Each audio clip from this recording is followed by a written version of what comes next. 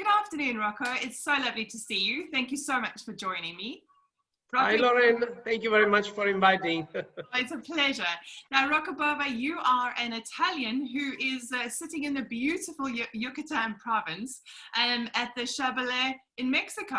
So I'm very, very jealous. I know we've spoken about your background, and it's a real photograph of one of your swimming pools outside, and the weather is pretty much consistent to what we can see.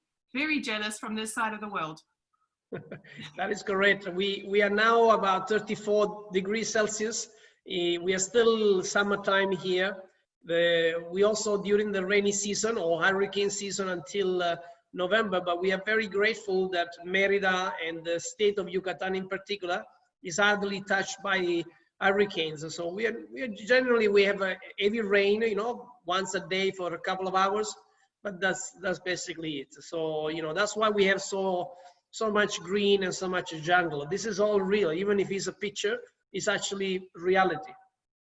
Well, my jealousy is real as well. And it is wonderful to have you here. And as a general manager, you've had an amazing career over the last 20 odd years, working in luxury boutique premium properties, everywhere from the Dominican Republic to Mexico to Mauritius. So you've really had some great experiences and exposure. And I'm thrilled to talk to you today because for me, it's interesting to see what is happening out in Mexico. I know we've been sort of sharing some thoughts about the recent, as in today, new changes that the government has brought in with regard to curfews and hospitality being affected. Still, unfortunately, we were always affected. And I'm intrigued to see and explore with you what's happening out in Mexico. How has the pandemic impacted, and how has it impacted on the Chablé Yucatan? Well, let me tell you first that, I feel for you because we've been in curfew ourselves too. We've been on curfew from the past 2 months now. However, the curfew starts only at 10:30 at night and ends at 5 o'clock in the morning. So we are still okay. We can still circulate. Since Monday this week, that means yesterday, I think, we started already at 11:30 at night until 5 o'clock in the morning. So we gain 1 hour, which is not a lot, but still is okay. And restaurants over weekends are still closed, meaning the city restaurants, standalone restaurants are closed on weekend. Saturday and Sunday, they're closed. Shopping malls only opened about 2 weeks ago. So the restrictions have also been implemented here with success. Actually, the rate of hospitalization has gone down to 50%. The rate of death has gone down to 50%. Cases are going down, also. So the measures that they've been taken at the end of the day, they are starting to show signs, positive signs. But we've been reopened already for nearly 3 months. So we opened on the 8th of June. So 8th of October is going to be our 3rd full month. And the first months of reopening was a little bit slow, I have to admit. But then July, August, and September have been growing steadily months on months. And actually the month of September, we are already closing about 60% better than last year. So, I think it's showing something very positive. Obviously, all our guests are Mexican, 99%. We have a few North American guests are coming occasionally, that they're not, they're still, kind of in fear of travel. And also, sadly, there's some miscommunication because, for example, the US government announced that the borders between Mexico and the US were closed, but only the land borders were closed. You can actually fly. You don't need to go through an immigration when you fly. So there was a lot of misunderstanding also about certain notices. So a lot of Americans, they didn't know whether they could come to Mexico or not. So anyway, we're trying to manage that. And, our hotel is a boutique hotel. We only have 46 rooms in total, and, we have about 50 acres of developed land and another 700 acres of jungle, wild jungle. So, all that is makes Chablé Yucatan the perfect spot for people that they want to stay away from the crowd, isolate themselves if they want to. Our villa are about 200 square meters in total. So it's like a house. You can stay there. You can order your room service. You know, you don't need to leave your room if you don't want to. Wow, that's fantastic. I suppose there'll be a lot of people listening to this very jealous to hear that you are 60% better from 2019. We recently did a hotel webinar, and it came out that a lot of us are looking at returning to, I suppose, room rates and occupancy levels of 2019 only in around 2023. So definitely a very different picture that's being painted out here than out there. Now, you mentioned that your travelers are mainly Mexican, and that's also very interesting. I mean, we have, obviously with lockdown and people wanting to avoid the possibility of either not being able to get back into the country or the possibility of having to quarantine when they go and they return. We've also had a lot of local tourism, and it's been actively promoted in the UK, and a great rise in the local economy. So some good businesses out of city centres have been doing really, really well.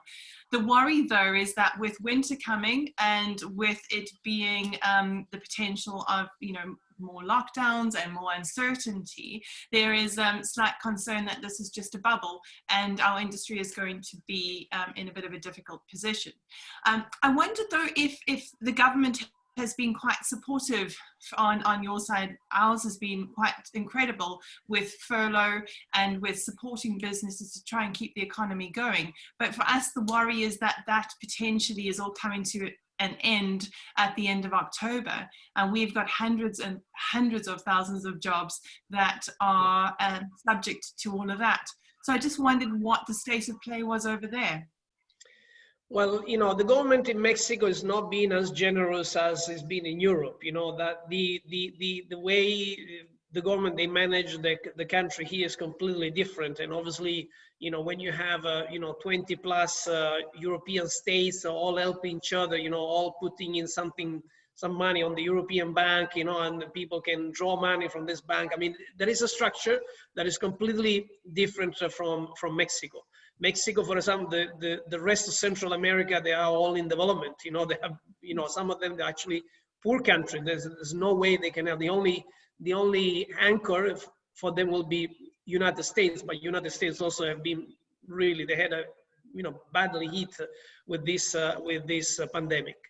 So yes, there was a little help for the very poor. Okay, a little help from some government, not all the government that can afford, obviously. So the government of Yucatán, for example, which is one of the richest states in Mexico, have been able to support with, they call it vivendas here. You know, they give you like a chest, you know, of food and beverages, you know, things, basic food and beverage items that you need for your daily life, you know.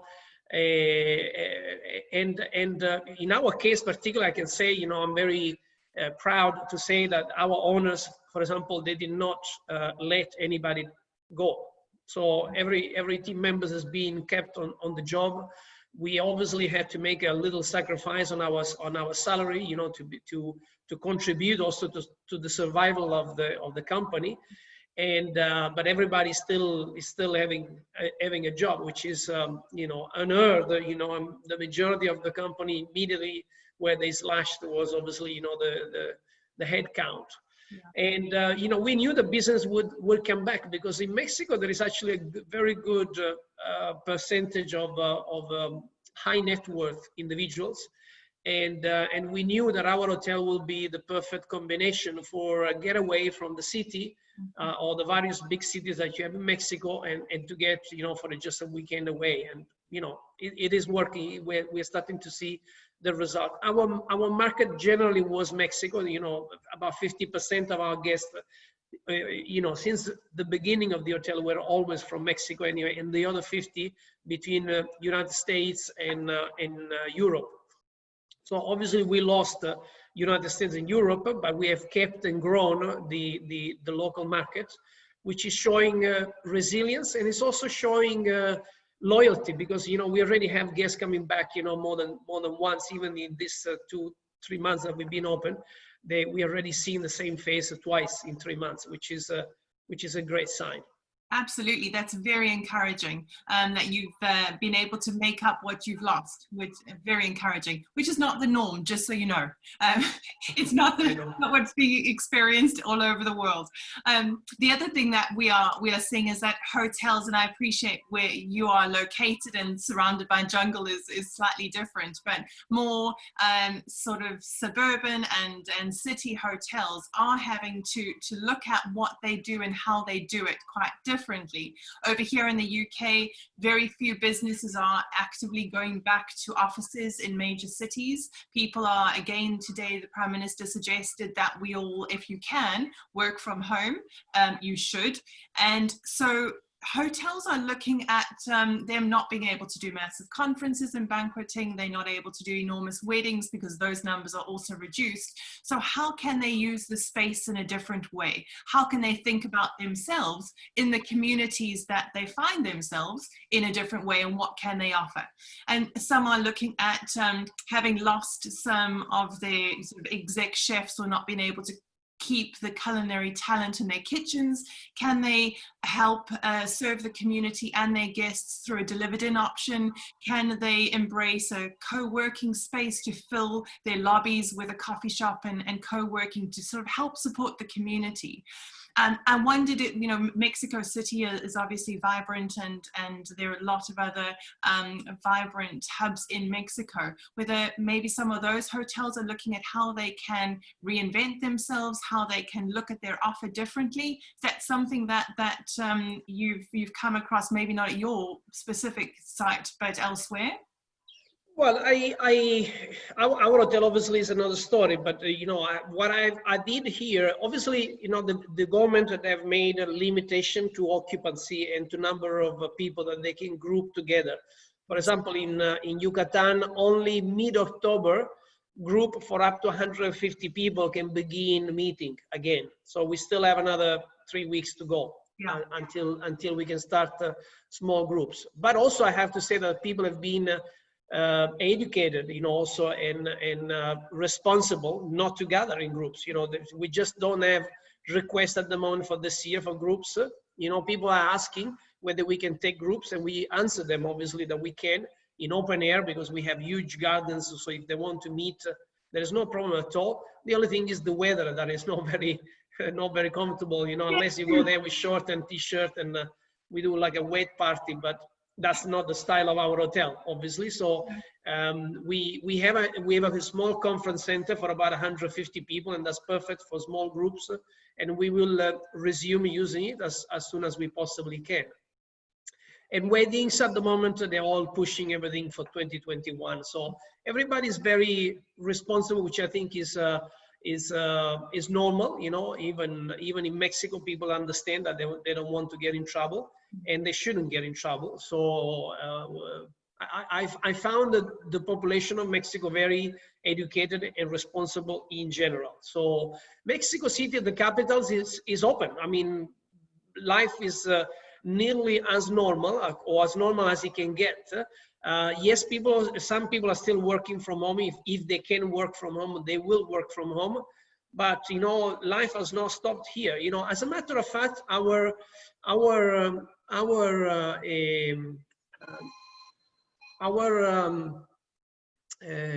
borders have never been closed. Wow. So if a person, for example, wanted to fly during the pandemic, they could fly all the time since March, since basically this whole pandemic started officially, even in this part of the world.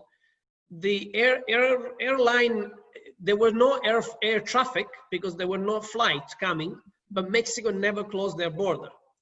So people would have been able to fly here without any problem. And to date, basically, what we are also seeing is that we are seeing a growing interest in American tourists, first of all. Europe, I think, will be struggling. Europe, I think, they're a lot more sensible to this kind of pandemic, and I can see it. This will take much longer for the European, at least for Mexico, because even for example, Mexican, they cannot go to Europe as to date. Yeah. So you know, they can see some fear, obviously, from Europe, you know, coming into Mexico if Mexican cannot go to Europe. So this will continue for a little bit until there is a vaccine. I heard, you know, just a few days ago that the Mexican government, for example, already purchased more than 30 million doses of vaccine from Russia, and they will begin trials, you know, as soon as they possibly can. Wow. It's very yeah, it's great to hear that things are normal, and you're right, there is a fear. I don't know if it's founded, but there is a fear in Europe, and I think some of it is that there are so many different rules and guidelines, and people are just confused. Everyone does want to do their best and do the right thing, but it's quite hard when you're confused. Lauren, I tell you something, you know, I keep saying the same 3 basic rules: wear your mask, wash your hand, keep distance. There is nothing more you can do. There is nothing, yes. Absolutely nothing more. There is no point of closing the entire economy of the world if then you don't follow these 3 basic rules. I mean, there is absolutely no point. So yes, this virus is spreading fast, and yes, it's dangerous, of course, for some people, not for everybody. For some people, it's very dangerous. And yes, we've seen the danger of the virus also in Mexico. But for example, I go shopping in a supermarket, you know, I wear my mask, I wash my hand, or I use gel, you know, as soon as I go in and when I go out. And, you know, I know people that they freak out and they wash even the plastic bags where the food is packaged, you know. Yes.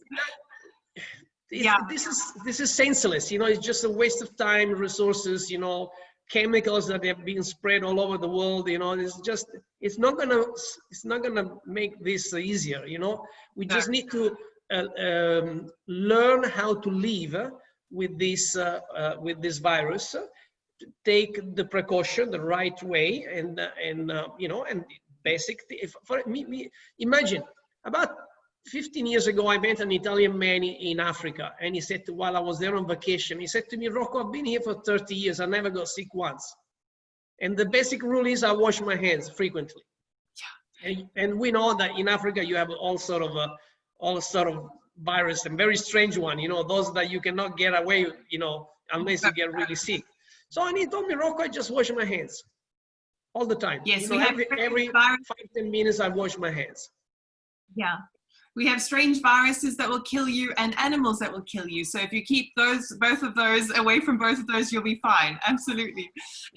The other side, I suppose, of what we've seen change is on the technology front. Now, hospitality is always very personal, and there's some that think that technology takes away from that.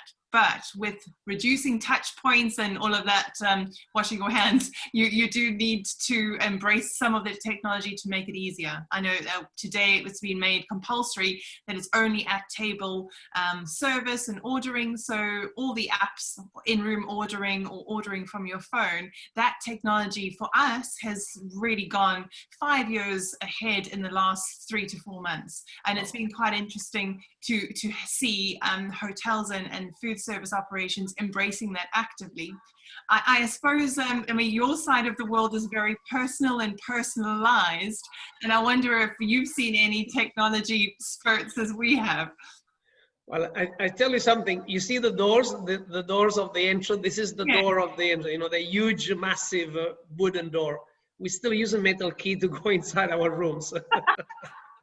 You're missing out. You could have touchless technology that you wouldn't even have to touch the door. No. I mean, the only way not to touch the door is to employ 2 people to open the door for our guests every day, 24 hours a day. No, we don't. We have implemented just the QR codes for our menus, and that's it basically. You know, nothing else. In our hotel, at least. In some places where I go shopping, I still need to physically digit my PIN number when I go shopping with my credit card. And yes, again, after you doing that, I just wash my hand. That's it. You know, I also have to assume, and in this case, I'm assuming that they also disinfect the pad every touch.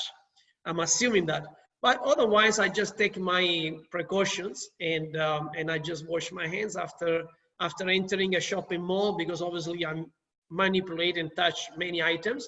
I just make sure I wash my hands, or I use this disinfectant gels to disinfect my hands. It's there's a lot of logic and easy steps associated. It's not difficult when you break it down, is it? Not at all. And I've been fascinated. We've been doing these interviews over the last sort of 6 months from a variety of business leaders from a variety of sectors within our industry, and it's been fascinating to hear how they have, through business as well as personal, how they've experienced the lockdown and how they've experienced the pandemic. I mean, there's a lot of, in our world, there's been quite a lot of tough decisions to be made and rethinking from a business perspective, but also we've had, you know, people suddenly having to homeschool their children and having to have you know, the whole family 24/7 in the house while they're still having to run businesses. So it's been quite an interesting time for a lot of leaders. And I just wondered, for you, from a personal and a business perspective, has it made you think about things differently? Has it made you change the way you are planning for the future, or how you behave in the present? Well, let me tell you that, you know, for me, it was the first time ever in my career that I had to announce that we are going to shut down our hotel indefinitely. We didn't have a date of opening because the government also didn't know when we were going to be able to reopen. Yeah. So to be saying this to about 250 people and knowing that this will impact their livelihood and maybe many other family livelihood, because obviously we have the first economy that is our employees, but also we have a second and third and maybe even fourth economy around a business, you know, the family of a family and, you know, suppliers and so on and so forth, that they will all be impacted. So it was an horrible day for me to, you know, to face all 250 staff and inform them about that. The first 2 weeks of the pandemic, when we closed down our hotel, you know, I was completely lost. I had no idea what to do. You know, there's no point of people predicting futures and whatever. You know, there was absolutely no chance to know what was happening, you know, in the future. But even though the first 2 weeks were tough, I did manage to listen to some webinar like this one that we're doing, and started to hear from other people from around the world what we were going through, you know. And the moment I felt that, okay, I'm not alone, at least, you know, we are together in this, then I started to gain strength.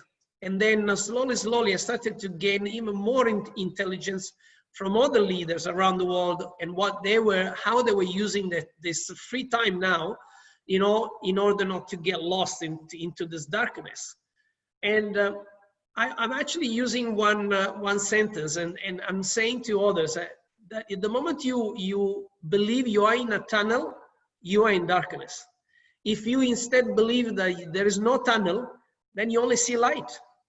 So it's as simple as that. Just forget the tunnel. There's no tunnel. Why do we need to create a tunnel? You know, the day the sun shines every day, comes in and out every single day, this has not stopped. So we need to get into a mindset of light instead of darkness and change our behavior to become positive. On the contrary, take advantage of this crisis and do something about it for you, for the people near you, the one that you love, and the community. As much as you possibly can, help people. You know, give your shoulder for them to cry over instead of telling them, you know, there's nothing to do. Well, yes, there's nothing to do, but if you need a shoulder to cry, here it is. Yeah. And this ability to help others, the moment you feel free from the darkness and you are able to help others, help yourself too, because you become stronger, you become useful to others. And let me tell you, my life completely changed. You know, I have not seen any darkness at all. In fact, I forgot about that darkness of 2 weeks already. And I began to connect with new people from within the industry. I began to be more active on social media, began to contribute to non-profit organization that maybe can also help me one day, who knows? And I'm giving this additional free time that I have for the purpose of everybody's good, you know, and, you know, if it does help, okay, great. If it doesn't help, at least I've tried. But if I do nothing, then nothing is going to happen. So, you know, I discovered that if at least for myself is working, I've learned so much over the past 6 months. I'm so much better as a human being. I'm so much better. And sometimes I'm blunt actually, because I even scold people that they are there with the tears and, and I've tried so many jobs and I've tried so many things. And then I tell them, keep trying. Why do you say that you applied to X number of jobs and nothing is happening? Well, keep trying. There are so many other things you can do, because if you start crying, then you get into that tunnel and you never get out. So the moment we create darkness, that's when we start failing. And some people, they may not like my bluntness, but okay, this is who I am. Like it or not, I don't need to be liked by everybody. I want people to wake up and do something. There is always something that can be done to get out of a situation. But if you only start crying and believing that there's nothing to do, then I'm sorry, I cannot help you. Then it becomes the truth. Absolutely. And then that's one of the, you've hit the nail on such a beautiful, positive head there, to embrace people around you. And that's what we've really, really seen, is this whole community and kindness. People have been looking after each other who've lived next door to each other for 20 years and never said hello. And it's just changed the way that people and our communities are embracing each other. But you're right, if you're looking for darkness, you will find it. But there is so much sun and so much opportunity. Even in the confusion, there's always opportunity. And I think we're very blessed. We are able to be in an amazing industry where our job is to look after people. And so that is one of the easiest things I think that we can possibly do. Even in the darkness, we can show them the light.